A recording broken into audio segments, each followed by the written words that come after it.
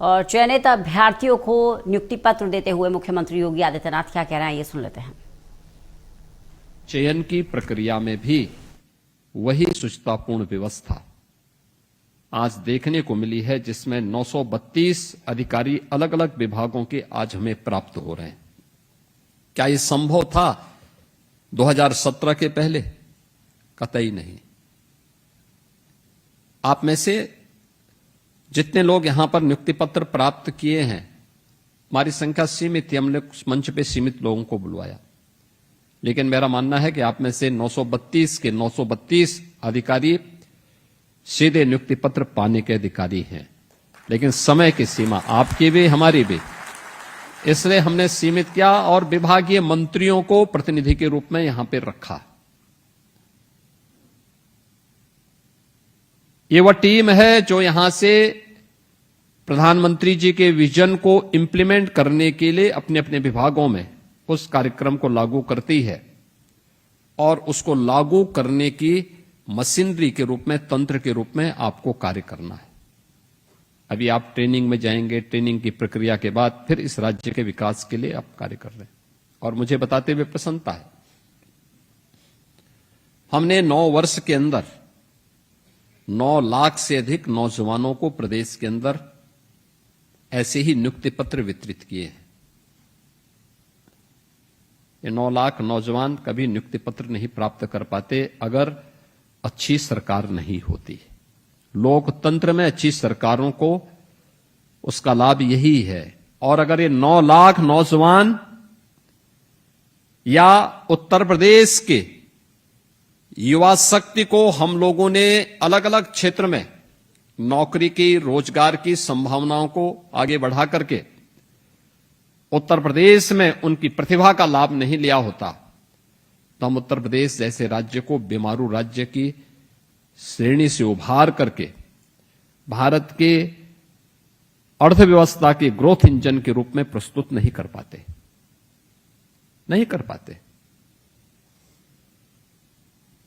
क्योंकि जब युवा पलायन कर जाता है,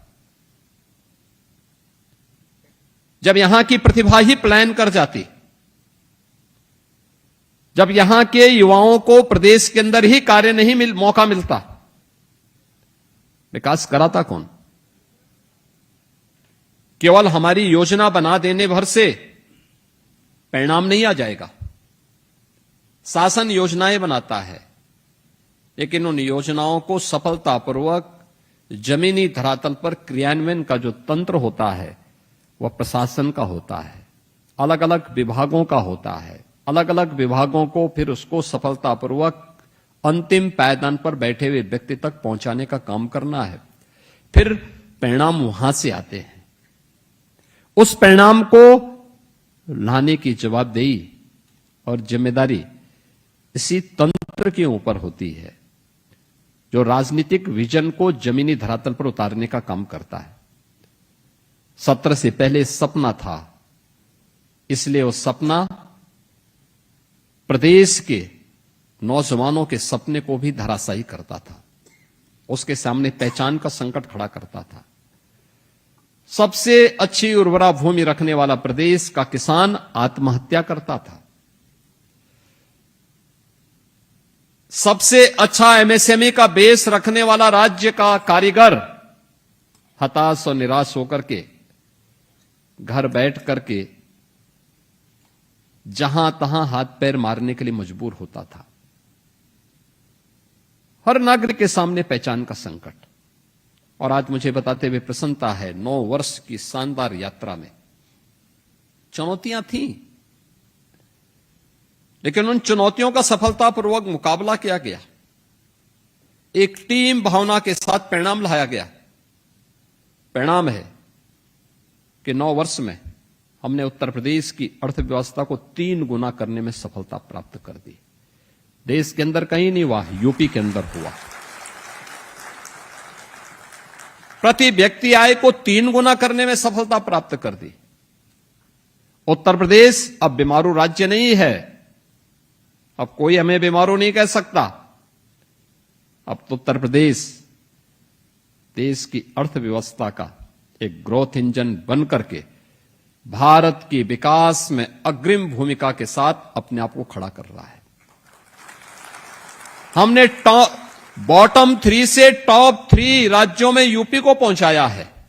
और मेरा मानना है भारतीय प्रशासनिक व्यवस्था में जो भी अधिकारी और कर्मचारी यूपी के अंदर काम कर लेगा, मान के चलिए कि देश के अंदर और दुनिया के अंदर उसके लिए कुछ भी असंभव नहीं, वो सब जगह सफल है। जो यूपी में सफल हो सब जगह सफल। इतने बड़े राज्य में 25 करोड़ की आबादी का राज्य, अलग अलग परिस्थितियों में कार्य करने वाला राज्य, सम और विषम परिस्थितियों में परिणाम देने वाला राज्य, और उस राज्य में कार्य करने का एक अवसर आप सबको प्राप्त हो रहा है। अलग अलग विभागों में आप सबको प्राप्त हो रहा है।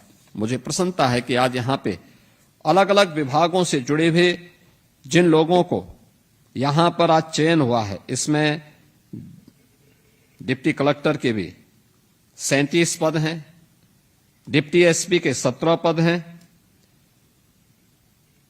वाणिज्य कर के सहायक आयुक्त के 196 हैं, सहायक संभागीय परिवहन अधिकारी के 16 पद हैं, कोषाधिकारी के 22 पद हैं, जिला कमांडेंट होमगार्ड के 2 पद हैं, अधीक्षक कारागार 1 है, सहायक आयुक्त उद्योग के 18 पद हैं, कार्याधिकारी के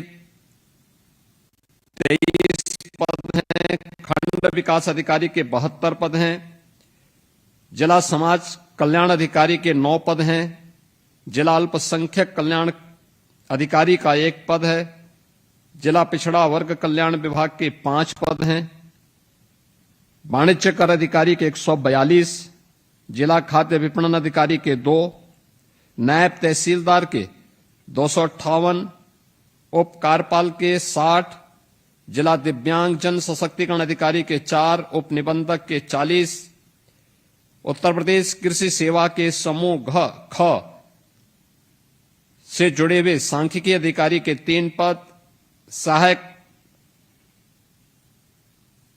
विधिक और माप विज्ञान श्रेणी के 1 पद, राज्य संपत्ति अधिकारी के 2 और सहायक निदेशक उद्योग के 1 पद पर यह सफलतापूर्वक चयन हुआ है, जिसमें 21 विभागों के 932 से पद हैं। अब आपकी ट्रेनिंग होगी, इसके बाद आपको फील्ड में काम करने का मौका मिलेगा। आप आज यहां पे सुखद अनुभूति कर रहे होंगे, क्योंकि बहुत सारे लोगों को लगता था पता नहीं क्या होगा। हमने कहा एक बार वेरिफिकेशन होने दीजिए, नियुक्ति पत्र वितरित करेंगे। और मैं धन्यवाद दूंगा नियुक्ति और कार्मिक विभाग को, कि इन्होंने आज इस नियुक्ति पत्र वितरण के साथ ही आगे की प्रक्रिया को ये लोग आगे बढ़ाने जा रहे हैं। आपके लिए प्रसन्नता का विषय होगा, आपके माता पिता के लिए, आपके परिवार के सदस्यों के लिए, आपके मित्रों के लिए, आपके अभिभावक के लिए। लेकिन आपकी सफलता प्रदेश की सफलता का आधार भी बनना चाहिए। याद रखना,